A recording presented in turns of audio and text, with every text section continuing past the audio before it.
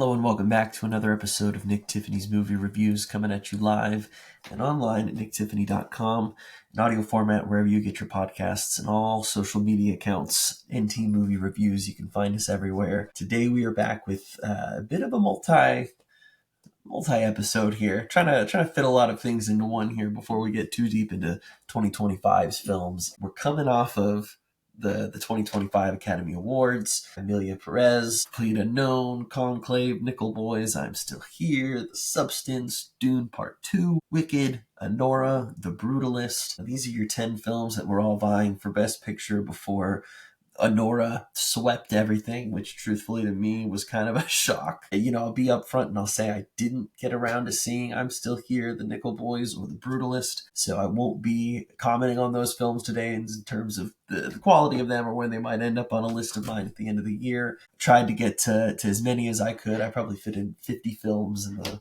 last 2 months of last year, just trying to get it all together there. So I do have what I would call probably my top 20 films of the year. But I do want to give a little bit of attention to some of those other efforts before moving into what really sold me there. Looking at that Best Picture lineup, I was really curious. You've got some that stand out as typically the Academy is going to love a film like this, The Brutalist. 3-hour plus study of an immigrant's journey, becoming an architect here in the States, and what oppression and what hardships they faced. That. And I don't want to say it's a typical Academy movie, but it's right up their alley. 3.5 hours. Tons of people asked me, like, who's going to watch that? How many people really watched that? And it's a very fair question, because similarly, many people were asking me, like, okay, what was Emilia Perez? I never heard about this. I've never seen this movie. And granted, Netflix, I think, helps as far as being able to reach a broader audience with that. And then you got Dune 2, which, personally, I was happy to see on a Best Picture list. I think it's a great representation of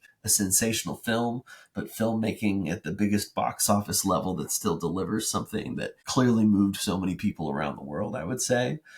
The Substance. I'm trying to remember what film I was likening it to years ago, where I knew that like halfway through it, I was like, oh, my dad's just going to give this movie so much crap. In the sense that, the Academy's like, oh, it's this incredible, amazing film, and there's all this commentary about aging women in Hollywood, and aging being, they're like, oh, you're 30, time to move on to someone younger, hotter, whatever it might be. There's a lot of commentary in this film that was just, very on the nose, very biting, very enjoyable. Margaret Qualley and Demi Moore are fantastic.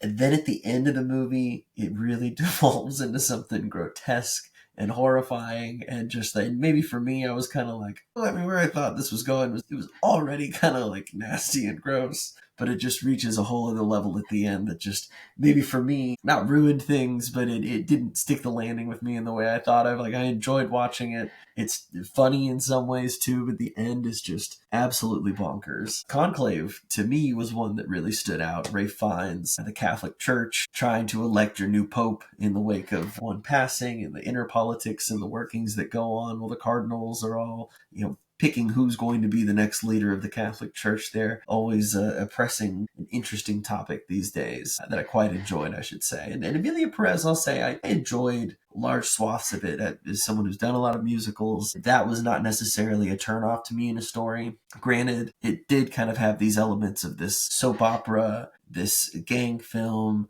There's also going to be the story of a man transitioning at the core of it, this cartel leader. Selena Gomez sings incredibly in the film. Zoe Saldana, loved that she won, not only loved that she was nominated, but loved that she won an Academy Award for her role in that film, because she kills it. From dancing to singing to everything, she just serves up the best kind of energy. It's so cool to see her kind of get a lot of great recognition, because she is Mrs. Box Office. Forget how many billions of dollars is combined between all of her film efforts, between Avatar, Guardians of the Galaxy, Star Trek, to name, just a few of her massive projects there. So I was really happy to see her get some recognition there, truthfully. And then A Complete Unknown, I'm a big Timmy fan. I thought he did well playing Bob Dylan, and I think the best parts of the film certainly are in the moments where Bob Dylan's lyricism really speaks to you, and you're like, how did a guy this age write something so intricate, so deeply felt, so harrowing at times. I mean, it didn't make sense that such wisdom and incredible words were coming out of a kid who's, hardly 20 years old. And there's scenes when he's playing for Woody Guthrie that I just thought were fantastic. Edward Norton, I really loved him in the film. Monica Moreno, I'm like, she coming off of Top Gun, so awesome to see her popping up in something and getting some well-deserved recognition as well. And Wicked, I will say, the first time I watched Wicked, maybe I wasn't in the right mindset for it. It wasn't also the best quality screening that I saw it at, and so watching it a second time after kind of, and it was interesting, after watching Cynthia and Ariana Grande kind of going through these different awards shows, different performances, listening to some of their interviews. Obviously, everyone was holding space along with their meme, but watching their friendship and listening to them speak about the film, going back to it maybe with a fresher set of eyes and ears, I really enjoyed it, actually. The second time around, I was far more fond of Wicked than I was the first time, and a lot more so than I expected to be, truthfully. Having known a good amount of the music, growing up in the world of musical theater, there was no shortage of people singing songs from Wicked at any competition or for any type of audition. And so it was great to hear it sung by two masters of their craft, and really fun to kind of watch their awards process. And like I said, I didn't get around to I'm Still Here, The Nickel Boys, or The Brutalist. I'm very curious to see how those play out, but I won't comment on those because we should dive into some of the best of the year. I've got a list here. For those of you watching, you can see it is a real list with real numbers. I'm just going to rattle off probably anything after film number 20. These are just general suggestions. Probably saw north of 100 some movies last year. I came up with a list of about 50, which is too much. I know. We're not going to do a whole top 50. The top 20 I kind of have it in order. But the top 50, I'll post all the movies as well, so you can look at where to find them. It'll be a little more organized than me just rattling these off. But for those of you who are audio listeners, we'll just quickly go through it from 20 to 50. Late Night with the Devil, David Desmalchian, great horror, talk show style film from last year, really stood out to me as just one of the more unique films of last year that's absolutely worth a look. Twisters, Glenn Powell, Daisy Edgar Jones. Twisters was just a great popcorn movie, number one. Tons of fun. I thought they did incredible with the effects, the feel of the film, from the entertainment value to some of the craziness of what they were experiencing down there. I thought Twisters was just really fun, really hit all the bullet points it needed to. Entertaining while still delivering a really great story there. And speaking of that, Alien Romulus would be another one. Whether they call it a legacy sequel, whatever you want to call it. Kaylee Spaney and Fede Alvarez cooked up something similar with Romulus to the original Alien film, but added their own touches to it. Some really unique ones as well. And Fede Alvarez he's not squeamish, so he's willing to show you some really screwed up things that for the Alien universe, you didn't think it could get more messed up. But it does, and it was effective. Superman, which was the documentary about Christopher Reeve and his journey after becoming paralyzed in his horrible accident, and watching the embodiment of a man who truly was super, who embodied everything about Clark Kent and Superman on the screen and off the screen as well. A really, really touching documentary, I believe on HBO Max, that they produced. Really great look into how people viewed him, what he was like, and everything he kind of had to overcome so quickly after his accident as well, and how he didn't give up. There was a lot more that I didn't know about him that I learned that I was really happy to. Deadpool and Wolverine, some people might be mad that doesn't make a top 20. It is a great movie. It is one of the better Marvel films that they have made in so long, and insanely entertaining. Love Hugh Jackman as Wolverine anytime we can get him. Ryan Reynolds was not nearly as obnoxious as he could have been, I feel like. I think having Hugh Jackman really helped even out the Deadpoolness of it, fortunately. Great cameos, tons of great funny bits, and tons of great little homages to some of the Fox X-Men. And of course, we're going to see more of them coming up in Doomsday now. But Deadpool and Wolverine, great time. Thelma was another really great movie with June Squibb, Fred Hetchinger. Little old lady gets scammed, wants to go get her money back, but none of the family want to help her, so she's going to go Mission Impossible, take things into her own hands. It's delightful. It is funny. It's endearing. I got to talk with Fred and June for the film at Seattle International Film Festival last year. It was just a treat. It was fun seeing her at the Academy Awards, I think being played by Bill Skarsgård up there. That was really funny. Thelma was just a blast. If you need a feel-good movie, it's absolutely there. Maria, which was the Maria Callas story, Netflix that Angelina Jolie did.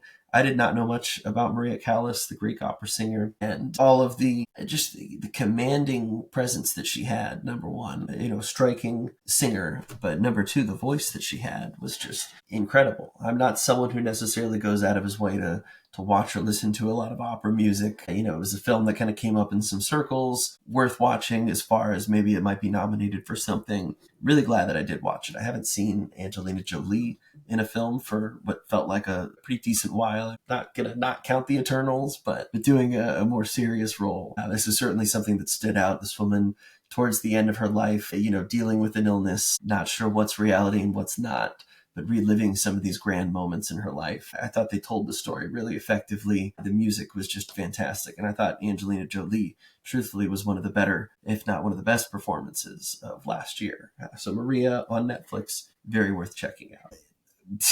I might get crap for this not being in the top 20 either. Robert Eggers is an incredible director, from The Witch to The Lighthouse to The Northman. The projects he chooses, how he shoots his films, the seriousness in which he tells his stories, and how much of I never ever want to call him a period piece film, but when you're watching his movies, it feels like you are living in 1682, or you're living in Transylvania somewhere, or you're living back in the age of the Vikings and the Norse and all these different, it's stunning how much detail he puts into not only his scripts, but his costume choices, the set designs. He embodies everything in the story that he's telling. And Nosferatu, I was really excited for Bill Skarsgård as the titular character alongside Lily Rose Depp. Nicholas Hoult. There are aspects of it that are very avant-garde. It's very artsy. They do some really interesting things with shadows and how they can kind of play with the lore behind this character. In some ways, it did feel just kind of a little straight up like that, though. Like, there are some horrifying aspects of it, but I was not really scared at any point, and I almost felt like he kind of played it a little safe, truthfully. Nosferatu is probably my least favorite film of Robert Eggers, funnily enough, if only because it feels like they didn't kick it up a notch, or he didn't take it to another level. He wanted to be respectful of the source material of this character who has endured in Hollywood like no other. But in doing so, I just felt like, personally, based on his last few films, he kind of missed the landing as far as like, ooh, this is new territory for a character that we're familiar with. And Robert Eggers doing a vampire movie, it's like, that's going to be horrifying. And I was hoping for just a little bit more of that. But still, a bad Robert Eggers, it's not even a bad movie, but a subpar, quote, quote, subpar Robert Eggers film is still a cut above almost everything else that people are doing these days. Strange Darling was another film that kind of popped up at the end of the year. One that I really hadn't heard anything about, truthfully. I remember seeing it pop up on my my AMC Stubs deal, and it was like, okay, Strange Darling, it's one of those times where going into a movie knowing nothing about it kind of pays off in the film critic business. Directed by J.T. Molnar, a name I wasn't totally familiar with, but then I love looking at the cinematography done by Giovanni Ribisi, an actor some of you may well know. But Willa Fitzgerald is the lead character. You start the film and she's being chased by this actor, Kyle Gallner. You don't know what's going on. She's running for her life. The story's kind of told in episodic chunks, non-linear, kind of like Pulp Fiction, so you're not entirely sure what's happening here. Very interesting movie. Very interesting, very entertaining. You don't know, is this a serial killer film? Is this an abusive film? You don't know what's happening. And going into it, I'm so glad that I didn't know anything, because the story really went into some directions that I was not expecting. Ends on a great note. They stick the landing at the end, I should say. Very fascinating. Kyle Gallner I've seen in a few things, but I've realized, especially as I look at her picture, Willa Fitzgerald, she used to do the Scream TV series for MTV, which, I was a big fan of. So that one, Strange Darling, I was more a fan of that than I expected to be. And it's good to know that a lot of people in our area and our film critic circle were big fans of that too. Another great one that I saw last year, kind of skewing in that same horror thriller realm, was Oddity, which, I think I saw at the Seattle Film Festival kind of towards the end of it. Best multiple jump scares I've seen in a movie, and I don't know how long. This woman, her sister dies, she's blind, but she's the sister is tapped into some sort of mysticism. You don't really know what's happening, and there's a giant wood carving of something. It looks like a person. You don't know what this is, and there's this sense that there's maybe some foul play in how her sister had passed, and all of these people who might be connected to it. This blind sister, with all her powers, is trying to figure out what's happening. I don't really want to say, it's hard to speak about this one, especially without spoiling too much, but just know that there's so many moments that just like scare the shit out of me. And like visibly jumping in my seat, terrifying stuff, but it just so good. So good. I'm not always, I am a fan of horror movies. I'm a fan of thriller movies, I should say. I feel like thriller is more where I'm at. I like the frightening, I like the scares, not so much the super gory stuff. But Oddity, it was great. Ricky Stenicki, is another mention that I have to hit. Amazon Prime original, I think. Zac Efron. You've got John Cena playing this fictional character that these kids have all made up for years. They had never, ever gotten in trouble because there was always this imaginary friend, Ricky, that they could pass the blame off onto. And, as time goes on, they become adults. They're lying to their wives. We want to go see this game. So we're going to say that Ricky got cancer again so we can go do this. And eventually, as all things do, those lies catch up to them. So they've got to go find a real person to play the part of Ricky Stenicki. And so it's some Jersey rinky-dink casino singing weird sexual songs for money. John Cena takes on a gig to play their friend. Shenanigans ensue. Easily one of the funniest movies I saw last year. I've seen it probably at least 3 times now. Doesn't get old. Good to see Zac Efron, as always. But truly one of John Cena's better comedic roles, I would say. After that, Gladiator 2, Paul Mescal, Ridley Scott, Denzel, super enjoyable. I don't think it had the same emotional impact story-wise as the first one did, but still tons of fun. Nice to see huge scale epics being done still. A lot of the water sequences that they managed to do were really fascinating. Of course, there's going to be badass action. Paul Mescal was great, kind of does his own thing as compared to what Russell Crowe might. I had a great time with it. Seeing Denzel, always a great thing. Blink Twice was another one that kind of stood out to me. The Zoe Kravitz, Channing Tatum film. Channing Tatum's the billionaire, brings these girls out to his island. You got to put your phone in the bag. I feel like we all know the drill when it comes to movies like these. That I would just, you take your electronics. It's just a precaution. You don't have to do it, but it helps you live in the moment. Why wouldn't you want to live in the moment and do drugs and drink all day? And days become weeks, become months, becomes how long have we been here? And where did my friend go? And where is my phone? And where are my belongings? These are just the questions you ask yourself when you're out with the crazy billionaire on his own island. You think it's all fun and games until you get to the island, and then maybe it's only games. Blink Twice, I enjoyed quite a bit, actually. And watching, I don't want to say I've already forgotten what it was. Opus. That's what it was a week ago. It was kind of not like a poor man's version of that, but it was like, I think Blink Twice did that whole thing just a lot better, truthfully. The Substance is on my list. Definitely worth a watch. Definitely gets crazy at the end there. In a Violent Nature, which was kind of the Jason Friday the 13th, POV, essentially. We're telling the story from the killer. And you're out slowly walking through the woods. This film got a lot of crap for being a lot of slow, scenic nature shots as this guy treks through the woods to find his next kill, to brutally dismember them.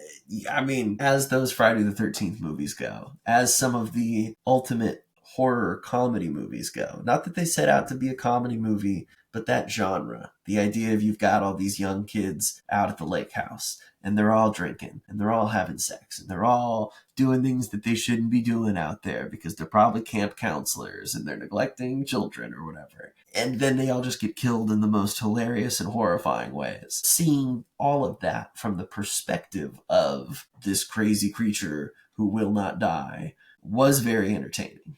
There are some bits, sure, where it doesn't feel like it's dragging a little, but you are like, okay, once he gets there, though, once he walks across this forest, someone's about to die pretty brutally. That was another pretty fun one that Sif had covered this year. It just sticks out as something memorable. Clint Eastwood did a film, Juror Number 2, with Nicholas Hoult. The whole idea being this man gets brought onto trial. He's going to be a juror in this murder case. And upon listening to the facts of the case, realizes I might have actually been responsible for that death. And it sort of becomes this unraveling of events, trying to go back in time, seeing, was I there the night this woman had died? I thought I hit a deer, but what if it wasn't a deer? I'm not spoiling anything by telling you that, because that is kind of the setup of the film, this internal struggle of, if I committed this crime, what do I do? Kind of like a Jean Valjean situation. If he says something, he's condemned, but if he says nothing, then he's damned. It's a tough spot. A very entertaining movie. I like the Wallace and Gromit Vengeance Most Foul. It was good to see them back in action. Good to see Feathers back in there. That penguin. The Wallace and Gromit films were a favorite growing up. I maybe expected a little bit more from the film, a little more story, a little more entertainment. Not a bad thing though. It was still fun and hearted. Good to see the gang again. One of those. But after that, I think it's just time that we moved into the best of the best. So we'll start at number 20. And at number 20 was a film I didn't think would make this list, truthfully, when I saw it. It was one that I was kind of a little confused by and have thought about for months, truthfully.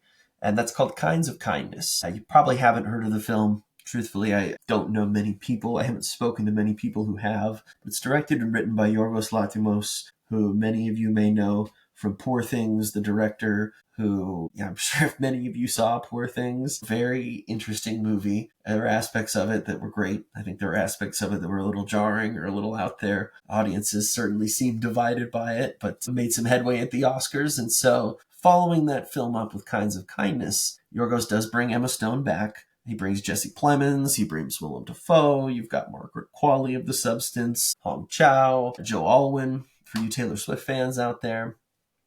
And Kinds of Kindness, I go to the movie, it's 2 hours, 45 minutes, I see.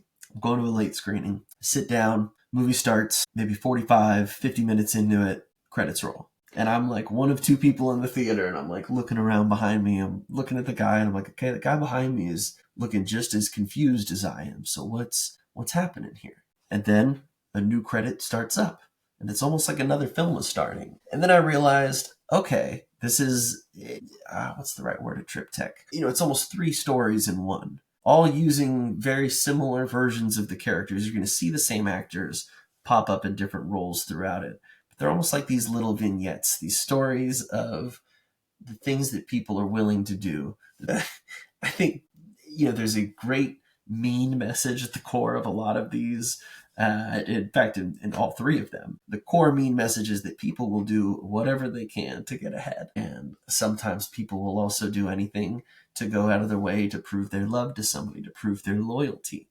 And at the same time, people are humans and they're going to make mistakes. And there's just tons of really messy and wild things that you see. People want control, and how much control people are willing to let them have, or let someone have over them. For a set of money, if I give you a set of rules, can you obey them? People like rules, they like routines. A very interesting study of humanity, people. Again, very darkly comic, kind of tragic stories at times. Jesse Plemons, especially, great actor though. I mean, every performance in the film was terrific, but it's one that I need to watch again, truthfully. Because I think when I watched it for the first time, I was just so stunned by everything that I saw. And I was kind of like, what was this? But it's just stuck with me all almost a year now.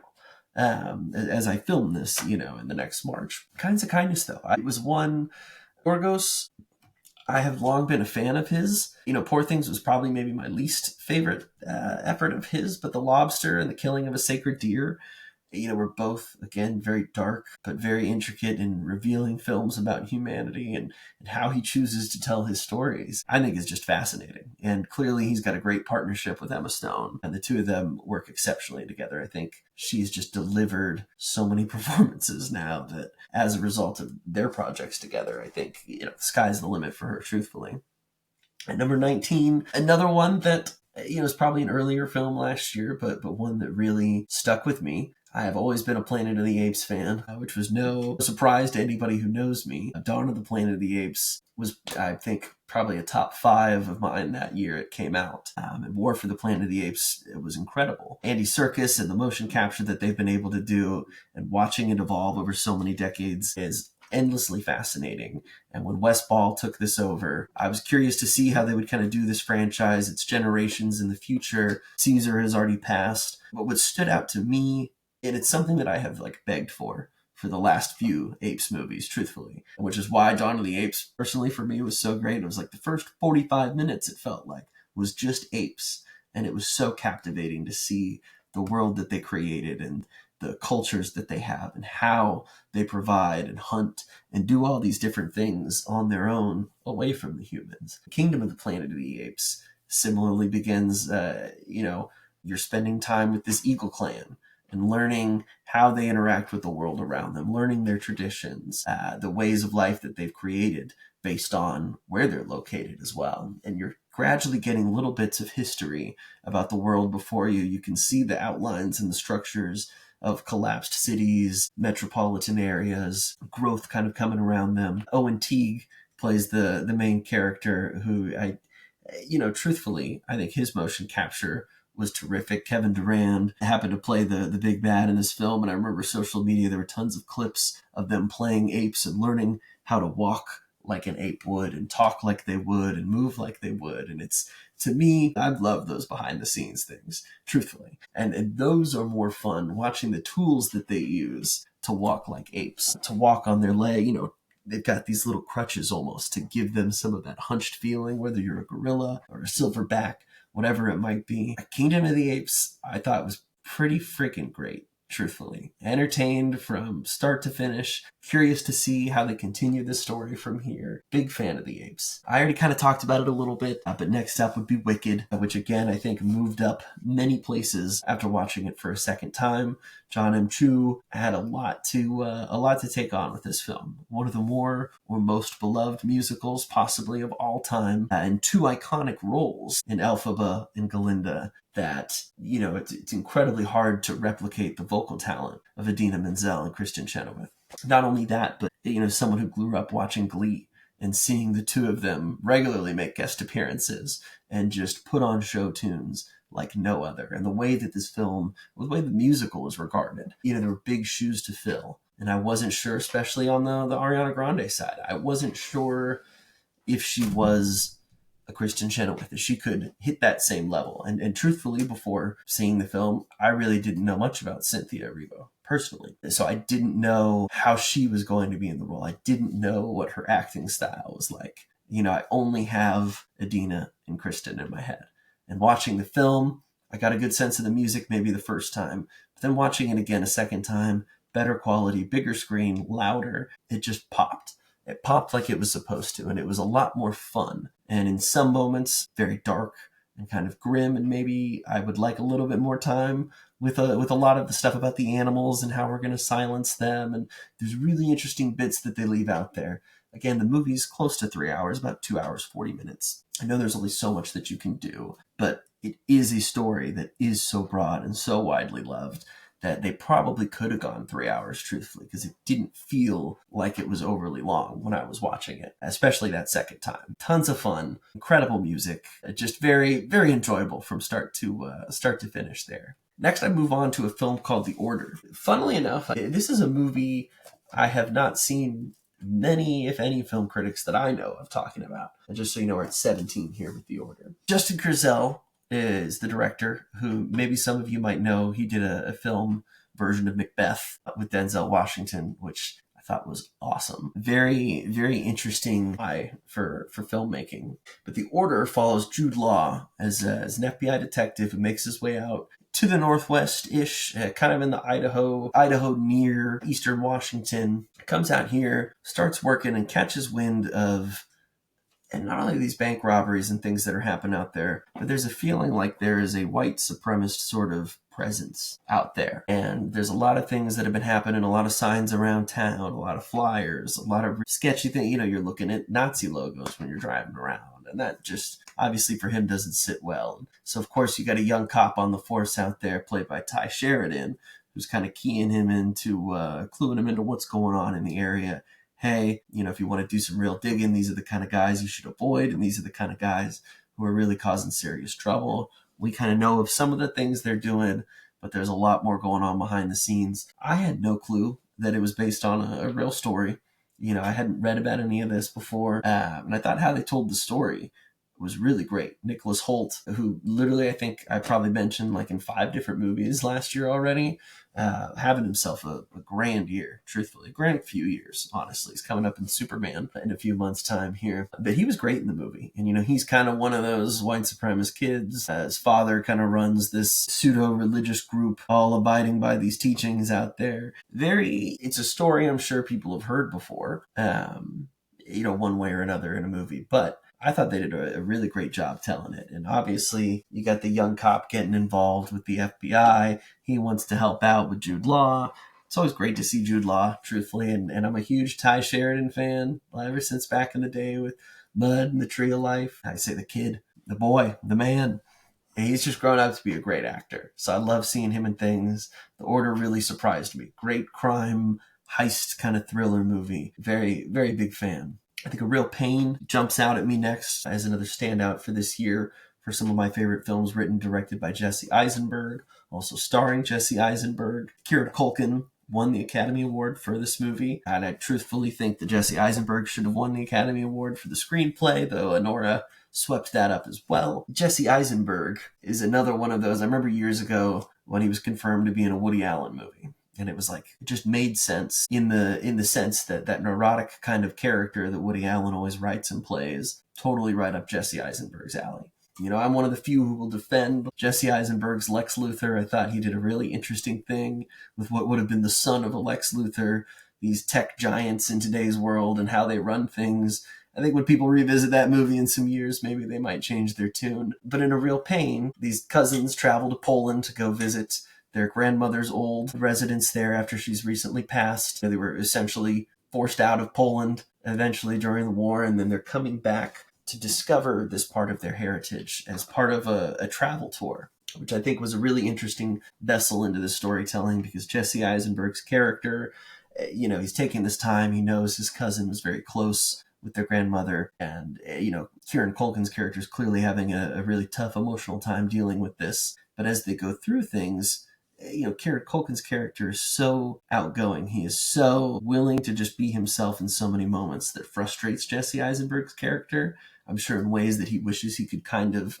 be as open himself, truthfully. And as always, I think Jesse Eisenberg really brings just an interesting commentary to the world around him. And this idea of, it's not him speaking it in the film. Obviously, he wrote the role for Kieran Culkin as well. And when you hear Kieran bringing some of these things up about, we're sitting first class in a train on our way to go visit concentration camps. So we're we're living in luxury as part of this tour while our ancestors, went through some of the most horrific atrocities known to man. And these uncomfortable conversations, it's not even that they're uncomfortable, but socially talking about something like that in that moment, just for Eisenberg's character feels so like, how could you even be saying these things out loud? Why is your mind going there? And it's frustrating to him that the people around him, as jarring as some of the comments might be, kind of resonate with what he's saying. It's like that whole idea of he's willing to say the things that maybe subtly we might all be thinking or having weird internal feelings about. But just a very interesting meditation on understanding others. Why does this make me feel this way? Do I wish I could speak as plainly and as clearly as he can, even if it means I might sound a little crazy sometimes? The movie was very, very surprising to me in a lot of ways. I wasn't sure what to expect going into it, but I should have known not to doubt Jesse Eisenberg. Honora would be our next film here. I want to say maybe number 15.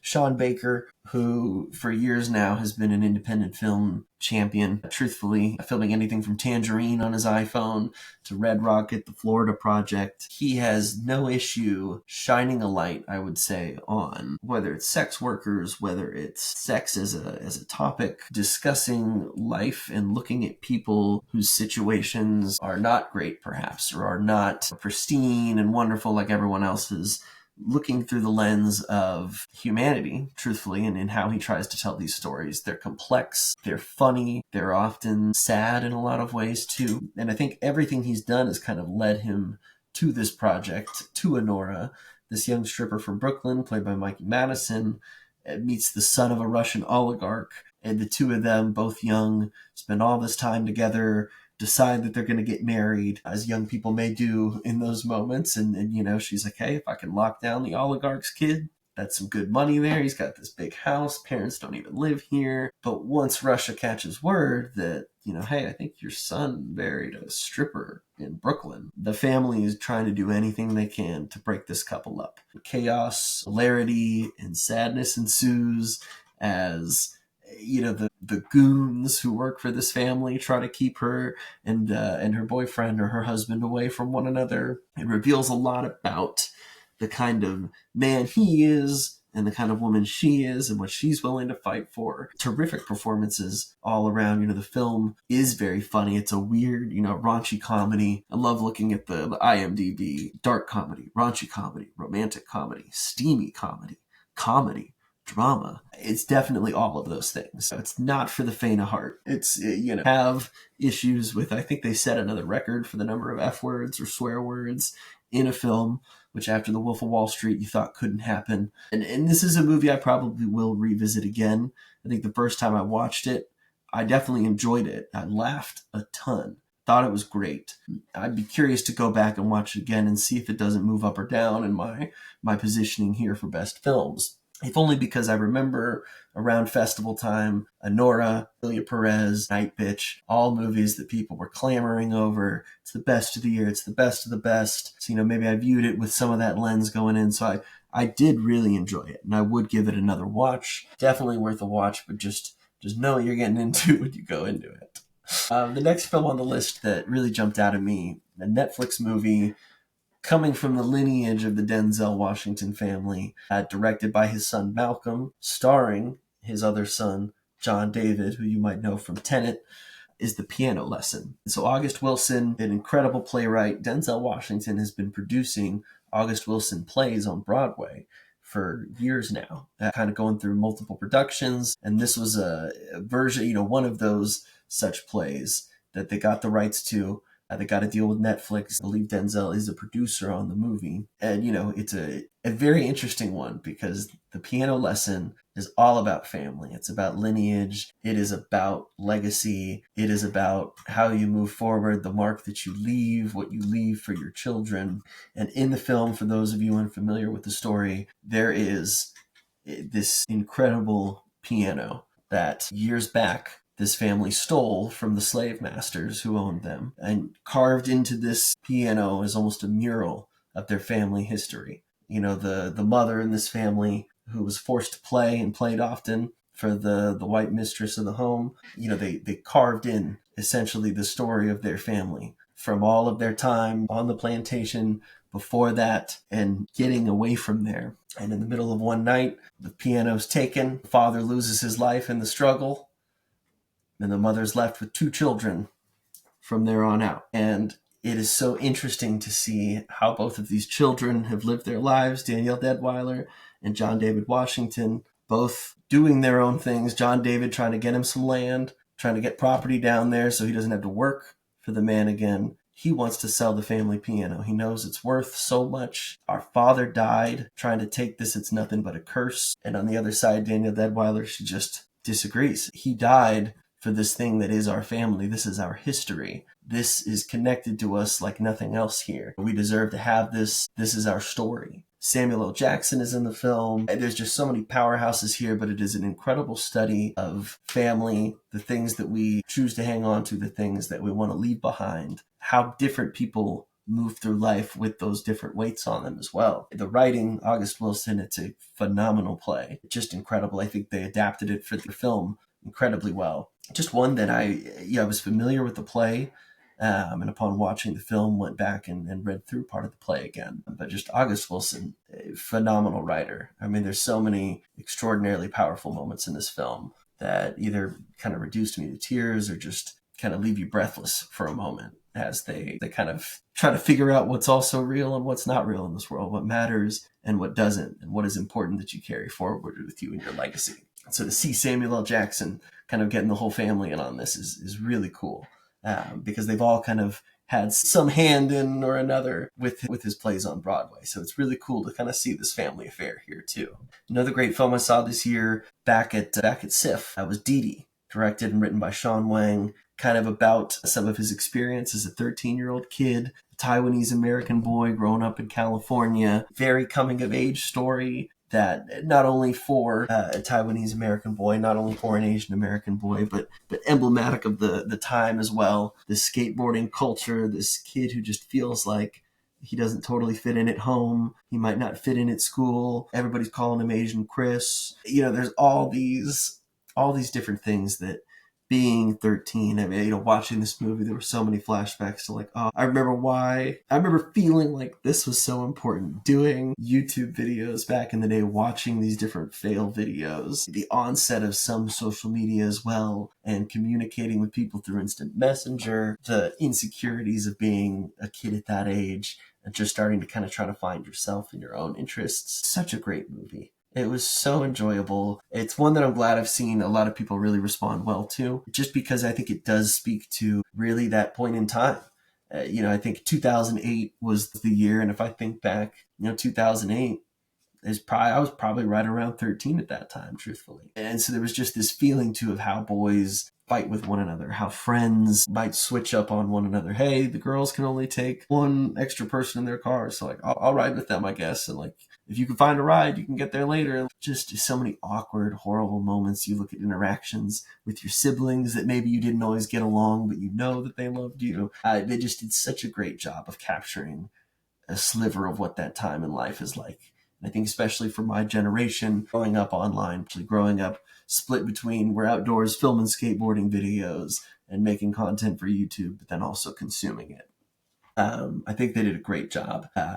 Terrific performance from Isaac Wang, and Sean Wang, truthfully, is someone that I'm going to be looking forward to seeing what he does in the future, because this was just such a great blend of comedy, of drama, heart, that coming of age. It's just a universal story that I think he told really well, with some specifics that I think drive home a different experience of it too. Another really phenomenal film that stood out to me last year. A full disclosure, I could slightly be influenced because I got to do an interview for this movie, but truthfully, I think that only made me enjoy the film more upon looking back at it, and that film is called Resonator, directed by Allison Tavel, and I got to speak with Allison when I was up here in Seattle for SIF last year. And the film follows Allison as she tries to go and discover who her father was. Her father was this genius inventor who was working on a synth prototype and finding it up in the attic, reaching an age, I think, too, where, in your early 20s, as you're moving maybe towards the middle 20s, you really start seeing so many things in a different light. You start looking at family so differently. You look at some of the things that growing up were maybe traumatic, or maybe you were frustrated that other people did or said, and you start to think of them as real people. You start to understand them as adults. You start to understand that people were trying the best that they could, and maybe that didn't always come across, but you realize in some ways too that maybe I don't even know some of these people in my life as well as I thought I did, or I didn't know. Something I feel like I always am catching myself learning is like our feeling is every year I learn something new about family history, or my parents or siblings, or there's my grandparents, whatever it might be. There's always something that fills in more of that puzzle for you and really creates a better picture of who this person is as a human being too. And so, having lost her father when she was younger, she still grew up with a father in the home, as she says in the film. But the older she got, there was just this feeling of like, I don't know if I really knew him. And upon looking at the work that he was doing and how many prototypes there were here and who these musicians were that he was working with, the film really is this great exploration of Allison going around, talking with these other musicians, talking with these other people who either knew her father, who interacted with him, who made music with him, who knew the product that he was making and the contribution to music that he did. It's just really, it's fascinating. It's heartwarming. In some ways, it's also heartbreaking when you speak with some of the dad's friends. And, as she's telling, in her conversation, there's this whole idea of you hear all these great things. This person was so happy. They were so lively. They were the life of the party. And then you talk to some of the friends, and there was a real sadness that he had. There were real battles that he was fighting, and there were things under the surface that many people didn't know about that he was dealing with. And I think that in itself is a very human, if not a very man thing to do sometimes, which is to kind of suppress those feelings or to hide and keep a smile on, keep it feeling like everything's okay, but under the surface, there's a lot more going on that people don't know about. And in a 90-minute film, I think she just does such a great job of exploring all these different aspects of her father through conversations, through the music he made. I just thought it was fantastic. The interview was one of the few that I really am proud of, in the sense of the conversation that we had. I think was just a really natural conversation, whether it's about loss and grief or what we understand as we get older and the reasons why we want to have these understandings. Just a film that really, really stuck with me, that for fans of documentaries, I think, especially music documentaries, it was just terrific. And we'll round out number 11 with The Apprentice. Yes, The Apprentice by Ali Abbasi, Sebastian Stan, Jeremy Strong, the story of Donald Trump taking over in the real estate world in the 70s and 80s. Whatever people think of Donald Trump, this is almost, it's like a documentary drama almost. Clearly there is a lot that people feel about Donald Trump one way or another. I'm not going to get into politics of anything, but I see movies for a living. A lot of movies are about politics. A lot of movies are about divisive things. A lot of movies are about very interesting and intricate people. And when you watch this movie and you watch the performance that Sebastian Stan gives, you can see aspects of the Trump that we know now who are probably in there to begin with. And then as he works alongside Roy Cohn, you see how that mentality of his just completely shifted into the take no prisoners, you never accept defeat, even if you're losing, you're winning. This mentality that clearly in some ways has worked for Donald Trump in the sense of what he's been able to accomplish. Obviously, he's filed for bankruptcy a number of times. He's obviously been elected president twice. So people can say horrible things, they can say good things. The facts are just the facts. So I'm not here to debate any of that.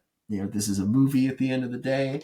And truthfully, I thought that they did a really great job of showing the good, the bad, and the ugly. I think it's all there. I think the building blocks for how he got to where he is now are all evident there. I think Jeremy Strong just delivers a phenomenal performance as Roy Cohn. And it's really interesting to see the relationship that the two of them had, because this was one that I was not familiar with. Roy Cohn to me was not a name I was familiar with before watching this movie. But certainly after watching it and looking into it more, you could see how power and money and so many things just can corrupt. You can also see how feeble-minded some people are as well, and how easy it is to take power or to take control or to gain influence, whatever it might be. I thought it was a really, really interesting look at just how Trump got started, whatever good there may have been before, how that might have been influenced, whatever bad there was, did that get, increased as well during this time. You're going to be the judge of that. But, for all the politics surrounding this movie, I thought it was great. I thought Sebastian Stan did fantastic.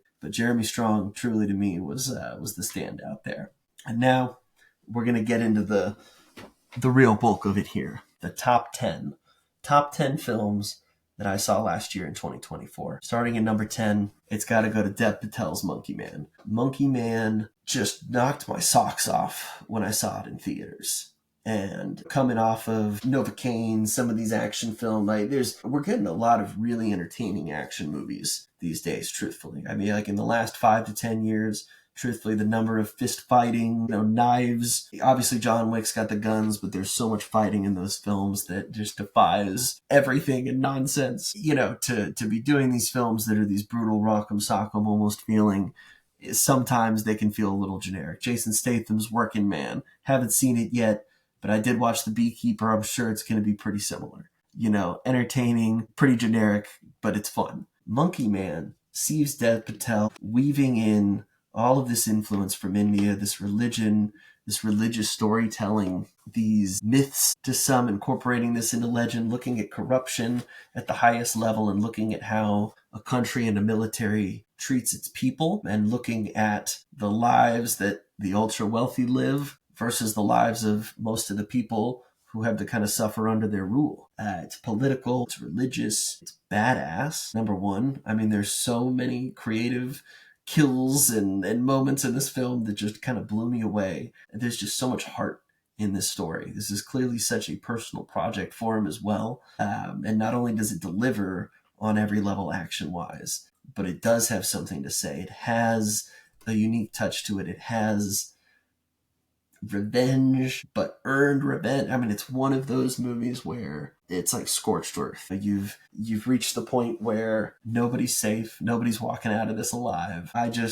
was blown away by this movie. The fact that this is his first film that he's ever directed just was stunning to me, because it is shot so confidently, it is executed so well. Dev Patel wears his cinematic influences on his sleeve, for better or for worse. That's probably my one, not even a gripe, but just you'll watch the movie and you'll be like, okay, he clearly is a fan of these kinds of films. Or looking at the lighting and the structure here, or the songs that he's using, clearly he's, I forget what song it was. Maybe they play Roxanne by the Police at one point, and it's a little on the nose here, but you know what? I'd rather you be confident in your storytelling than not. And he killed it. He's such a great actor. It is so cool to see him foraying into this world of directing. Monkey Man just freaking blew me away. You absolutely need to watch it. Moving on to number 9 is going to be Saturday Night. In a year of Saturday Night Live celebrating their 50th year in television, I've just watched, they did their whole music show. They had their big 50th episode where they brought Steve Martin back to host, and all of the, so many original cast members from different seasons, original, but then also, it's almost one of those things where, yes, original does mean the cast we're talking about in the movie that I'm going to be talking about. But everybody, I think what makes Saturday Night Live so special for so many people is you have your crew.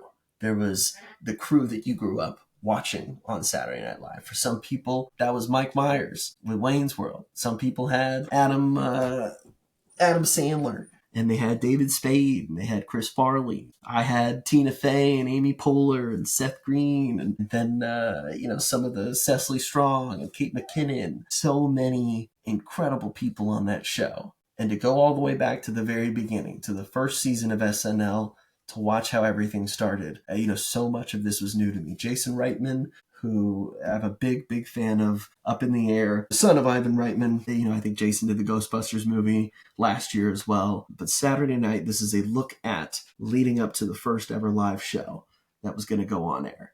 Gabrielle Billabelle, who was Mr. Fableman himself, Mr. Spielberg in The Fablemans, is playing none other than Lorne Michaels in this film. And it is a look at how you put together a sketch variety show like this. Nothing like this existed in 1975. This is going to be a show run by 20-year-olds who are coming on with sketch comedy and, news takes and skits and songs. And it's just every sort of variety show that you could do. Jim Henson and the Muppets are going to be there. We got Chevy Chase, who's going to be on here for the first time. John Belushi and the struggle that maybe happened with working with a guy who, by all means is a trained actor who sees himself on this higher level, reduced to doing these silly sketches. It is a meditation in show making and everything that goes into this process. I think watching just how one single night is executed, and I'm sure they're all like this. I mean, it's just hectic. Things are ever evolving. There's just a terrific cast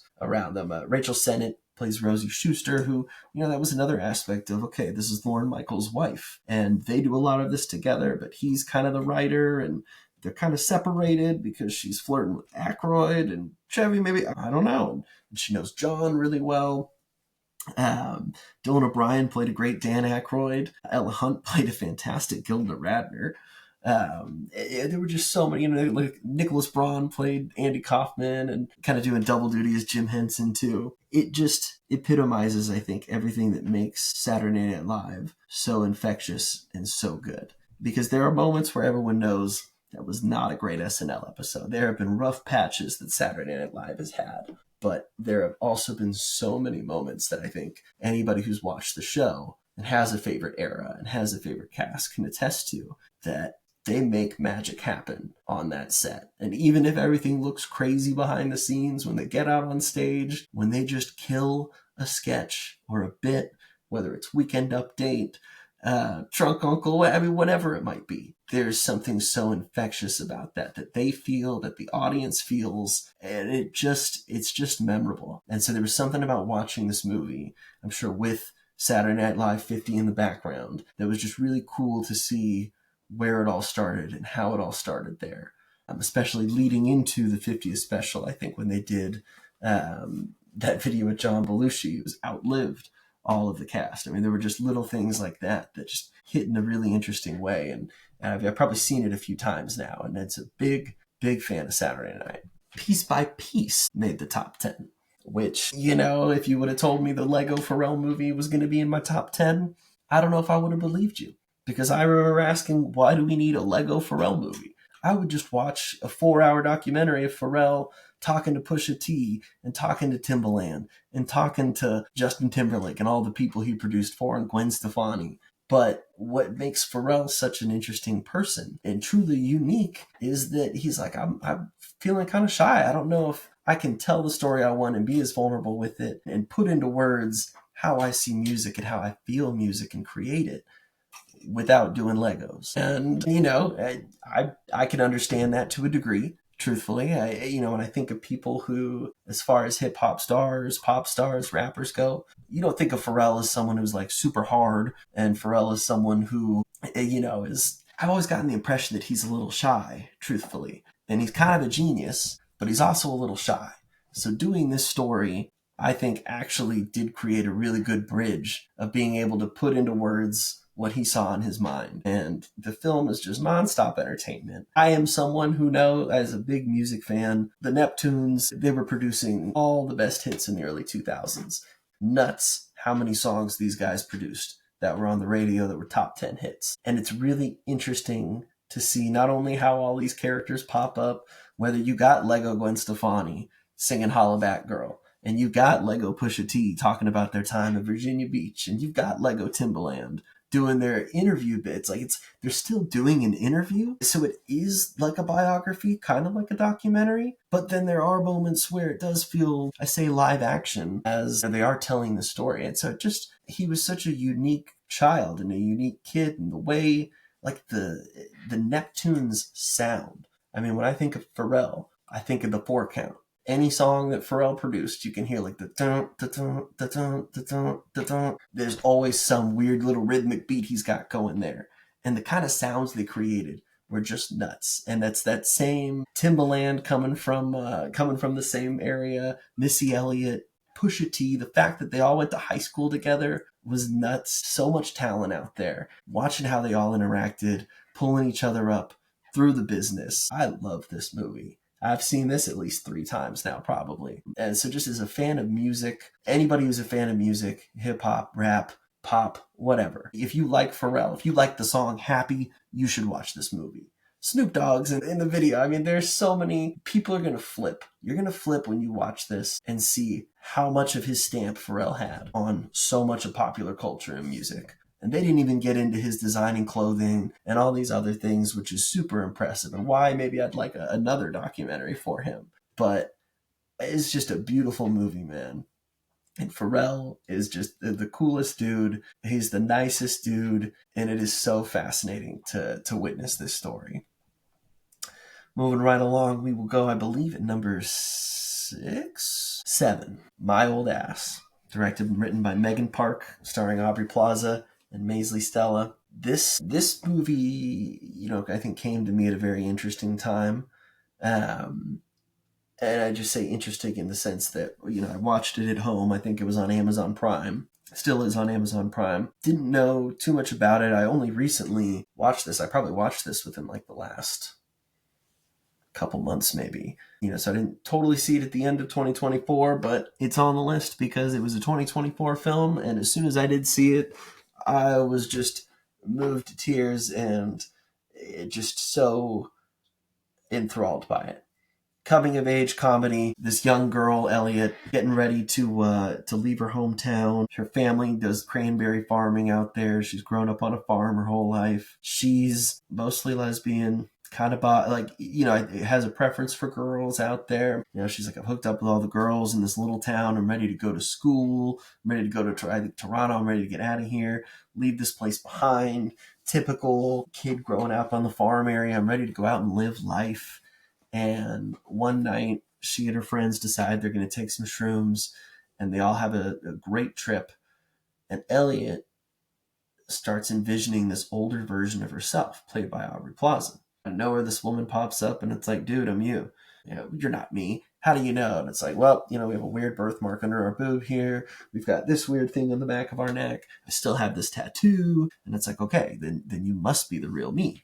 This is really weird. I'm so old now. Like, what the hell? And it's like, girl, I'm like 30 something. So, like, chill. Aubrey Plaza, I think, is a great balance in this film as far as bringing her dry humor that comes with a lot of this aged wisdom that she's trying to deliver to her younger self. And the younger self, just asking questions as one would. Hey, do we ever become rich and famous? Are we ever doing this? And it's like, I don't want to talk about any of that stuff. And the more interesting part is when the older version of herself starts asking about mom and dad. And hey, go easy on mom because we always could be a little tough on her. And like, honestly, she's just trying. And I think this kind of ties into what I spoke about with the other film, or just this idea of when you start getting older and realizing that your parents or your grandparents, all these people around you, they are real people and they've gone through real things in their life. And you may not always see them as that at first, or you may not recognize that when you're younger, but the older you get, the more you understand those sacrifices, or the more you understand what their lives must have been like. And what should have been a one-time visit on this term ship, the older version of herself leaves a phone number in the phone, and sure enough, they're able to kind of communicate back and forth after the trip. And there's a big warning about not to meet this one guy. Don't fall in love with him. Don't do anything with him. She's like, I don't even like guys. And what happens? Of course, she's going to run into this guy.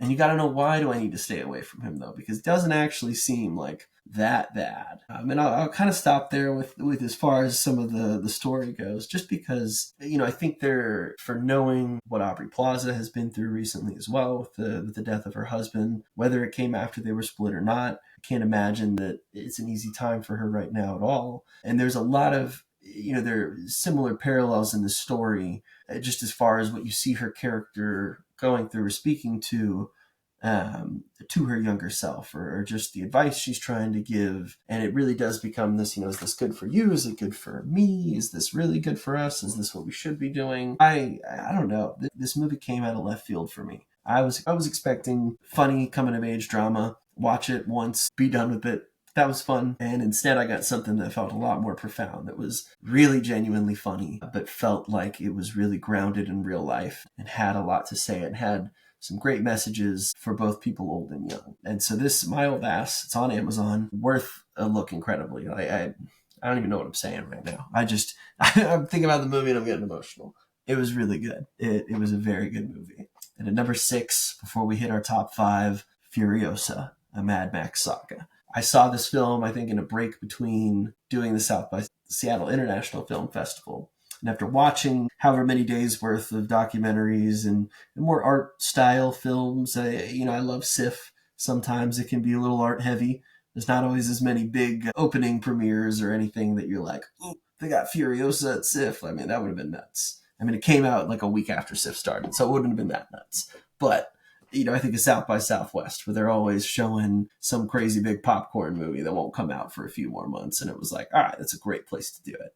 So for me, I want to say, middle of all this, I'm like, okay, I got to go check out Furiosa. Man, as soon as those guys deployed their parachutes and they've got those crazy, dudes are flying in on their little propeller deals, attacking on the route, I was like, this movie is insane. I liked Mad Max Fury Road. I think the further away I've gotten from it, and I've rewatched it since, really do still enjoy it. But Furiosa just has so much more of a story. It's got so much more of a drive at its heart, that it's not just, as many people have said, driving one way back and forth on the Fury Road like they did in the other film. But young Furiosa in this movie, Anya Taylor-Joy does a great job. I think Chris Hemsworth is just dastardly in this role. George Miller, the fact that he can still create madness like this that looks so good at his age is just outstanding. Seeing it at IMAX was no shortage of incredible, and watching it a couple other times after that was just as great.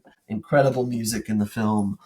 The guzzling, the ways that they kill people, the ways that they set things up in the story, some of the screwed up characters. I mean, it's just so visually striking at times.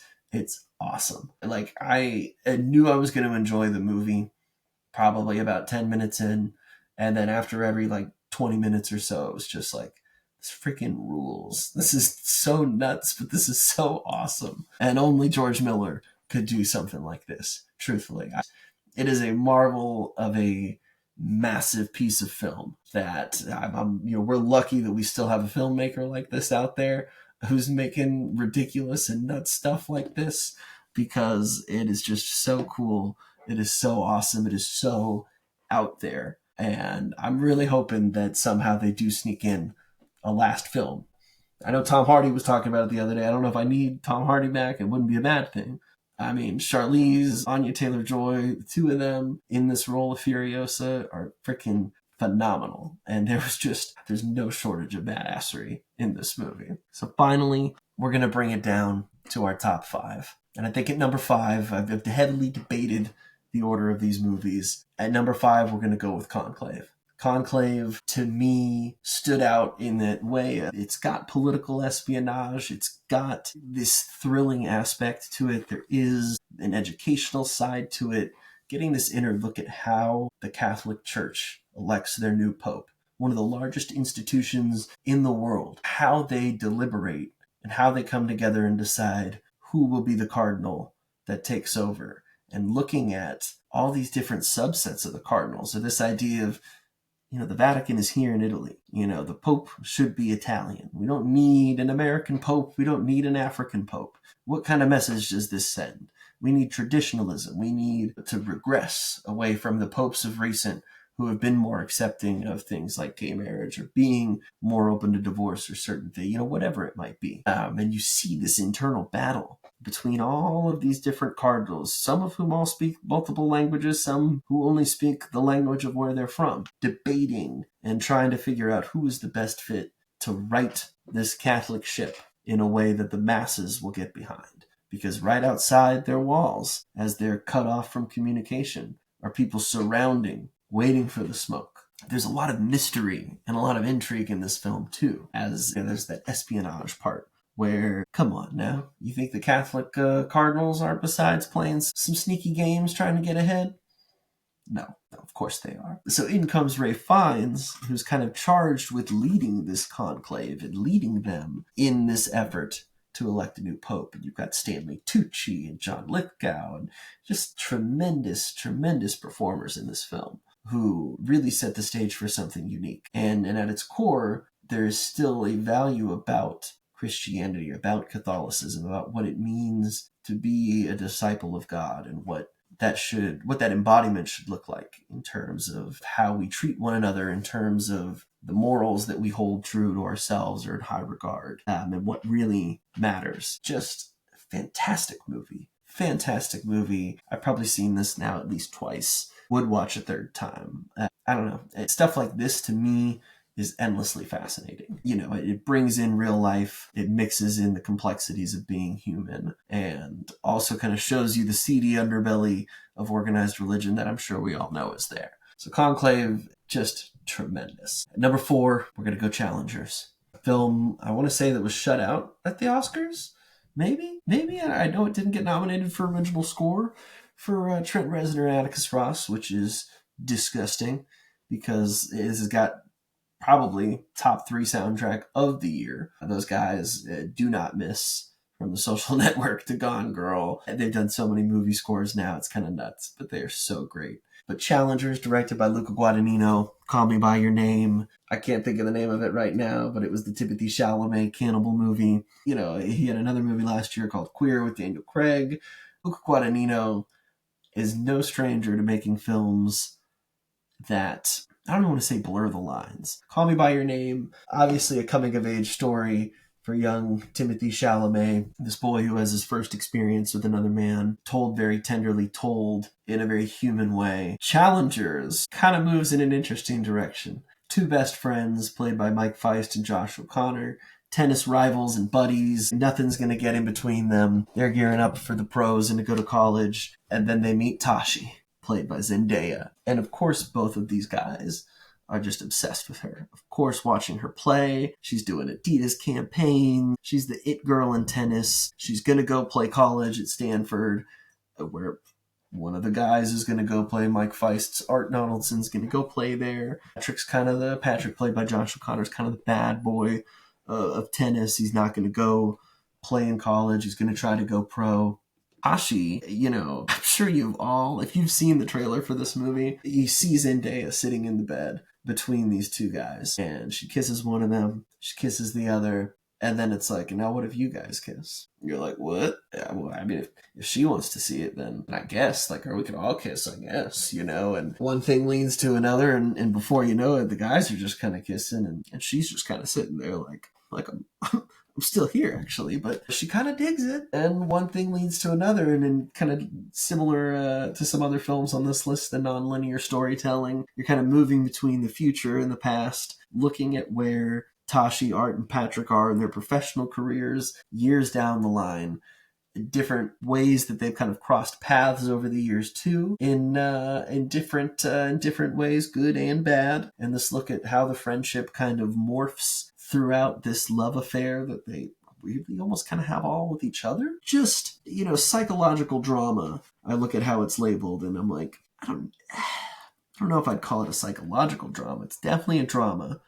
Definitely steamy, definitely romance, definitely touches on how friendly the two guys can be with one another. I mean, there's so many moments where you're watching the film where you're like, I'm not going to say that's not normal for a friend, but you're like, scooting that chair over to get him closer to you with the foot. I was like, there are so many moments in the theater where you kind of like have that tongue in cheek where you're like, it's on. He's doing something. I don't know if he knows he's doing it, but he's doing something there. Just, this is a fantastic movie. I was so bummed to see it just kept off of so many Oscars lists or so many best of end of the year lists. As someone who grew up watching a lot of tennis too, I think there's a lot of great tennis to be played in this film, and the way in which they kind of show some of the matches, awesome. And for anybody who's seen the movie, the very ending, the end scene, the last little gesture, that's like cinematic icing on the cake. That's like you son of a bitch. Not only did you stick the landing, but you got one last little wink in at the audience too. And everyone's leaving there like, oh my God, I know what that means.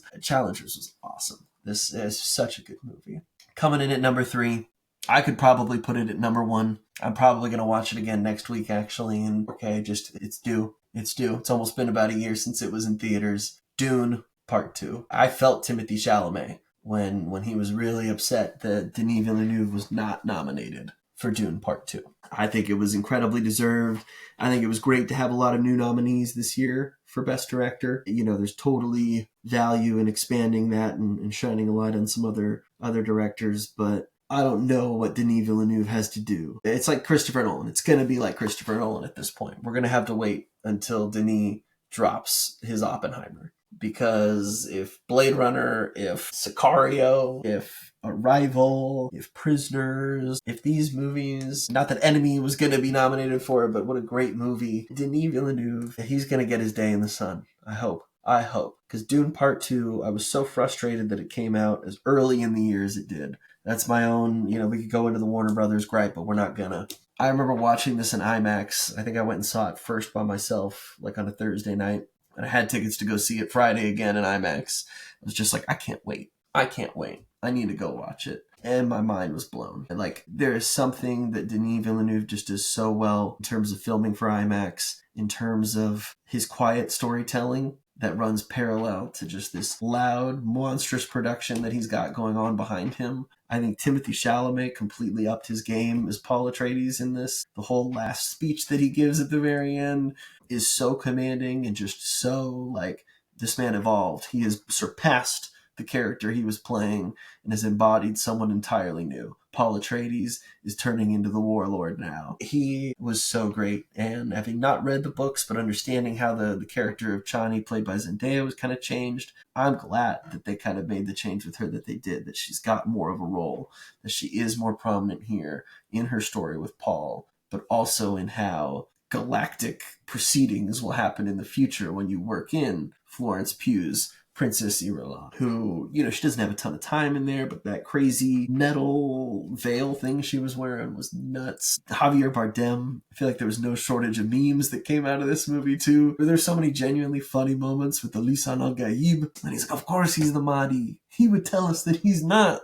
There's so many just great moments that every screening I saw it at, people just dying of laughter. Javier Bardem is so good. But he can also be so serious in the moments that he needed as well. And then watching Léa Seydoux play alongside Austin Butler and manipulating him and Fade Rotha. The whole black and white scene when they were back on the other planet, I'm like, this movie soars. Now, Hans Zimmer wasn't nominated for the score, I believe, just because they said there's not enough. I think when it comes to a sequel for a film with the Academy, you can only have a certain percentage of recycled music before they consider it just kind of an offshoot of that first album you made.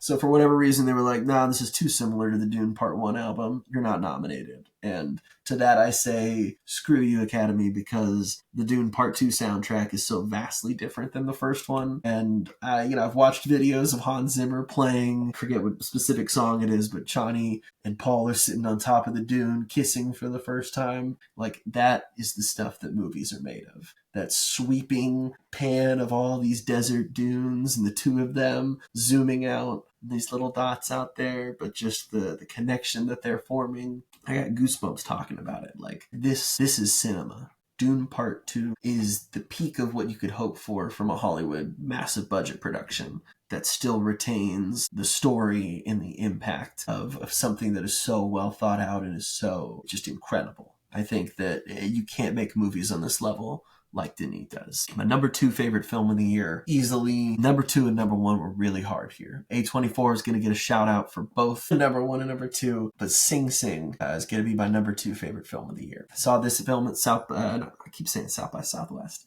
Seattle International Film Festival last year. Director Greg Kradar was there, and a lot of the cast and the crew, mostly the cast, other than lead actor Coleman Domingo, was there. And I'll kind of get into that in just a moment, but Sing Sing, at its core, this is a movie about the Sing Sing Correctional Facility, and specifically looking at this group of incarcerated people who are being rehabilitated through the arts. I want to say it's maybe Rehabilitation Through the Arts is the name of the program that was started in this theater group, essentially. And the whole idea was it was a way for these prisoners to engage in the arts, to do something, to put costumes on, to feel like someone else for a change. And as someone who grew up acting, one of the most attractive things about acting was being able to leave your own story for a little while, to leave your life, to embody someone else's, to feel like a normal person, or to feel like a crazy person, or to feel like the champion of the world, whatever it might be, to imagine again and to dream a little bit. And you've got all these guys who have been incarcerated for numbers of years, who seek to get better through these different performances and the stories that they learn and act in with one another. And they get to audition. And like I said, they're wearing suits again to put these performances on. And just that whole idea of what that means and what it means to feel like a human being, even though, yes, I know I made a mistake. I'm in here because I sold drugs. I'm in here because I robbed somebody. I'm in here because I made a mistake in my life that I will always regret. And I'm paying for it, and I will continue to pay for it. But that doesn't mean that I should feel less than a human. That doesn't mean that I'm not allowed to dream and that I'm not allowed to feel like somebody else, if only for a moment. And so Divine G is imprisoned at this place for a crime that he didn't commit. Divine G, who's played by Coleman Domingo, and so he creates this theater group to keep hope alive, to inspire these guys. And so one day, this new guy, Clarence, joins their group, sort of begrudgingly, has an issue with, I want to say it's the hardness, it's some of the, hey, this whole theater thing, you guys joking, laughing, doing whatever, like, I have never done that shit in my life. This is not what I do. This is not the streets. This is not whatever. You guys are playing Shakespeare. Why? This is so weird. What are you doing? And Coleman Domingo is trying to meet him at his level and understand and break down for him, like, for these guys, this is some of the only joy that they have to look forward to when they're in here.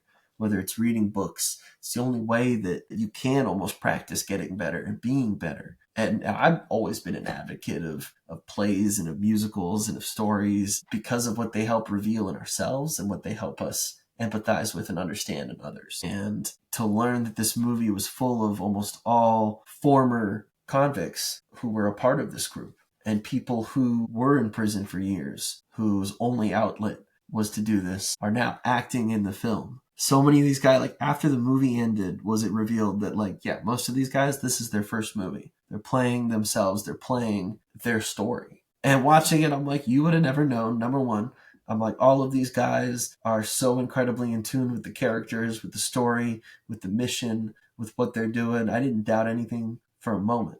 They seem just as professional as Coleman Domingo did, who delivers one of, if not the best performance by any actor last year. Truthfully, I got goosebumps again because he is a gift. He is phenomenal. Yeah, it's weird. It's hard not to talk about this movie without getting emotional because there's a lot of emotion in this story and in redemption and in finding the arts and finding something that you can give part of your life to that gives you life back. It's just incredible. And so to hear from these guys after the movie and to hear some of their stories and to hear how they collaborated to tell this film, Sing Sing is unbelievable. It was unlike anything that I saw last year. I have so many incredible things I could say about it, but I want you to go see it because this film is the type of film that probably didn't get the eyes on it that it deserves to. It didn't get a lot of the Oscar talk that it should have. It should absolutely have been one of those nominated for Best Picture. It's a disgrace that it wasn't because this film is so powerful. It is so real. It is so authentic. I would be pressed to find someone who didn't enjoy it and wasn't moved by it. Now, I have not been able to forget it. I need to watch it again. For any person out there who has any semblance of a connection to anything in the world of art. It could be music, it could be painting, it could be acting, it could be singing. You know what that outlet is for you. You know the type of life that can give you. And so to watch that happen for these guys, it's just nothing short of moving and just sensational. So Sing Sing, second best film of the year, which leads us to the only option left. The only film that, for the last year I've probably been beating the drum for as it divided nations and divided the world. Is the movie political? Is the director political? Is this a condemnation of Americans? Is this a satirical look at where we could be headed? Is this a breakdown of left versus right? Of liberals and Republicans and conservatives and Democrats and whatnot? And my answer is no. Civil War at its core is an examination of what our society and our culture is slowly becoming. I think that Alex Garland, who the director of Ex Machina, Annihilation, and wrote 28 Days Later, Sunshine, he's got a huge background in science fiction, but he finds himself telling the story of an American Civil War in modern time. Just the reaction to this movie online and in so many circles has just been so fascinating to me because there's so many people saying that the film willingly, says, it doesn't condemn the things that it should. It's a very bleak look at American politics. It's a very nihilistic view. We didn't get enough background as to why the government's collapsing. Is it collapsing because of something the conservatives did? Is it collapsing because of what the liberals did? And so many people have just been so on both sides, which is the funniest thing to me. So many people see it as this great America, hoorah, look at these badasses, they're just surviving, and the weak will starve and the strong will thrive, and you got to be prepared for whatever. And I don't think it's that kind of story either. I think that for a film that's telling a story about war photographers, at its core, you're looking at journalists, and specifically Kirsten Dunst's character, who is a war photographer and journalist. Wagner Moura, Kaylee Spaney kind of rounding out the crew there. You're looking at people who are trying to be objective in telling a story. It'd be really easy for me right now to say that I'm not influencing you with my opinions on the film. I called this my favorite film of the year. So whoever's listening to this, you're going to feel like, all right, well, there's a lot that was said about this. So there's a lot riding on the fact that this film better be freaking good. If Nick said it's the number one movie of the year, then some of you might think that's a high regard or a resounding recommendation there. And some people might be like, well, if that's his number one, then I definitely know I'm not going to agree. And you're allowed to think that. But when putting a piece of art out there, when putting something like a fact, a photo, whatever it might be, it's hard not to leave your own personal impression on it. It's not hard to have your own opinion of what you're putting out there. Knowing that once it's out, once this photo is put out there, the world is going to interpret this in every which way that you never intended. But that's what we do as humans. We fill in some of these blanks. We fill in narratives that kind of support what we feel. So if people watch this film, and they're like, this director does not condemn, all these guerrilla groups or all these, Proud Boys who are posted up at gas stations harassing people and picking people off. And in the same token, you've got people who are like, oh, maybe conservative people who say, look at all the people looting and the people taking advantage of these situations and whatever.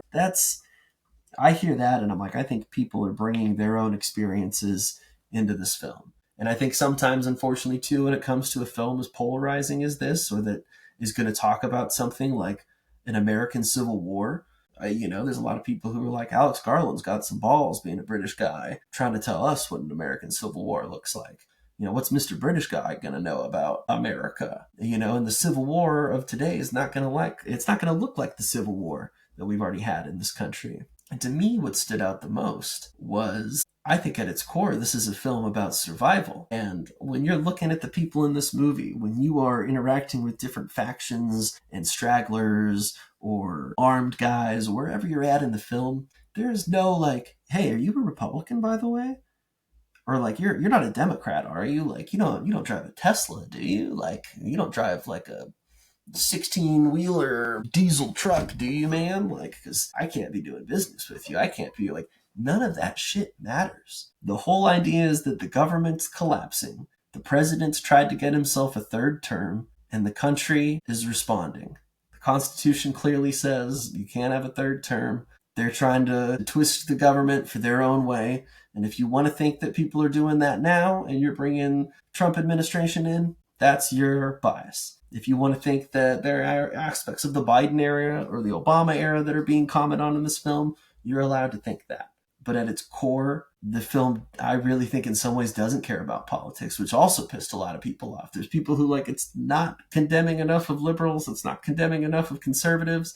And then there's people who are like, it doesn't condemn anything. It's just apolitical. And you gotta like think for yourself about this. And it's like, yeah, he's not here to drop a political commentary on us. This is his vision for how the United States feels now. If a situation like this happened, we wouldn't be melting down over your political positions. People are out for survival. People are trying to do whatever they can to barter to stay alive as the government and civilization collapses around us. And so humanity is what's revealed. Humanity is what comes into play here. Whether or not you're a good person, whether or not you're willing to do what's necessary to survive, whether or not you're willing to protect your family and the people around you. And those are scary questions. It's a scary thing to think that this could happen. We have a privilege, and I think I said this in my review. In America, we have this privilege of, we don't know what it's like to have people come over here and fight wars on our ground. I'm not living here in Washington, and down in Kansas, there's tanks rolling through and there's armed firefights and people taking buildings over, and other countries flying overhead, dropping bombs. There's a luxury that comes at the cost, obviously, of the people who protect our freedom and our incredible defense budget and whatnot. We haven't had to deal with something like that. And so I think for a lot of people, seeing this film was really jarring because it could devolve so fast. We think that there's so much that separates America from the rest of the world. We're so much better than the rest of the world. Our systems are so much better. Nothing that happens in these places where people riot and overthrow governments could never happen here because we have our heads screwed on straight until we don't. And this film is just a fantastic exploration of that. And it's one I've seen at least 3 times now, has stuck with me every moment since I've seen it. Seeing it in IMAX was nothing short of jarring as well, with the number of explosions or just how musical cues are used to kind of push through the pain, the fear, this feeling of, using music and audio to kind of communicate what someone might be feeling frozen in their head. I think Alex Garland's just a fantastic filmmaker. And it's no wonder that multiple of his films have popped up either as my number 1 or in my top 10, because I think his commentary is just so engaging and he leaves so much out on the table to be discussed. I think he really does do a good job of not trying to push his own message, but really does allow for people to bring in their own. And I think, all press is good press, whether people hate this film or love it.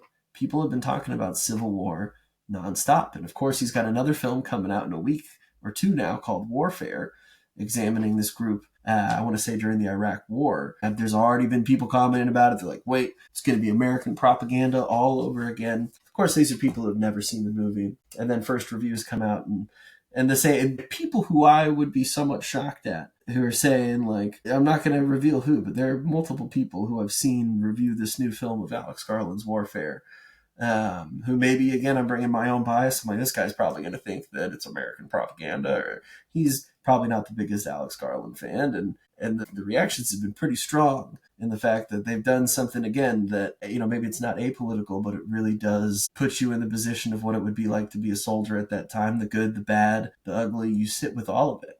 It's not a sweet, it's not like hey, we're so glad that we invaded Iraq and the war on terror. Hey, we love that there's a civil war and people are having to kill each other now. Like, there's no moment where that's ever put across that way. And just reading what people have to say about Civil War and then now this warfare movie, it's really interesting. And maybe that's why I'm drawn to a filmmaker like this, who creates such an interesting discussion with the works that he does. Because it's not so easy to just be like, that's the bad guy and that's the good guy. Because that's not real life. That's really not real life. And maybe that, so maybe my number one pick might not be a lot of people's number one pick. But for me, that's what stood out about Civil War and what made it so impactful, I would say. So I've taken up so much of your time now. This has clearly gone on so long, but we have finally reached the end. I appreciate you all tuning in for as long as you did to listen to this top list. I will put together a list that you can kind of view just going down the line. We'll see if I can get some timestamps here just to make things a little bit easier for you. But as always, you can find us at NT Movie Reviews online, nicktiffany.com, all the podcast platforms, all the social media networks. Next time, we will be back with some 2025 reviews. We just had to clean out 2024. So now you have no reason to not go watch good movies, because I've given you all of the keys here. So comment, let me know, what was your favorite movie of last year? What are you looking forward to this year? And what's a movie that I missed last year that you think I need to watch? I'm interested to hear. So please leave a comment. We'll see you next time.